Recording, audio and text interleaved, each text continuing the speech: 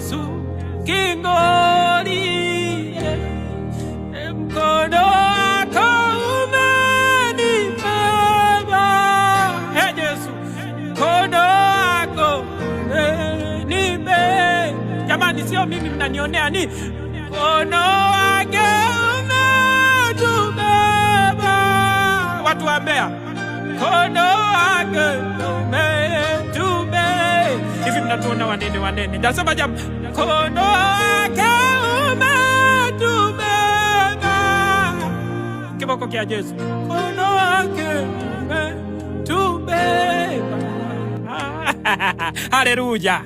Watu wa Mbeya na viunga vyake, inamaanisha wewe unatoka Tukuyu, Songwe, Sumbawanga, Iringa. Karibu sana, siku zimefika. Tarehe 28 mwezi huu wa 3 pale City Park Sokoine, Uamsho jijini Mbeya na Dr. Ipyana, tutakuwa pale. Kiingilio ni wewe kuja tu ukiwa hai. Elewa neno ukiwa hai, yani kifupi ufanikiwe kuingia mule ndani, yani ubebwe uwe umekuja mwenyewe. Karibu sana, tutakuwa tunamsifu Mungu pale. Viwanja au ukumbi wa City Park pale karibu na Sokoine kwa nyuma.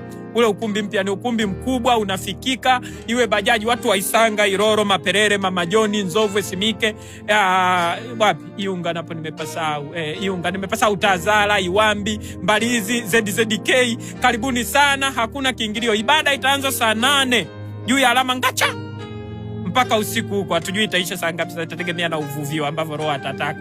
Lakini karibuni sana. Jumamosi hii tunakutana City Park pale Mbeya, Uamsho jijini Mbeya na mtumishi wa Mungu Dr. Ipyana. Hakuna kiingilio chochote.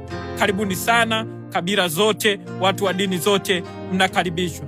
Ila tunawakumbusha kwamba hivi tulivyo sio sisi, bali ni mkono wako umenibeba. Nomba kitangawizi.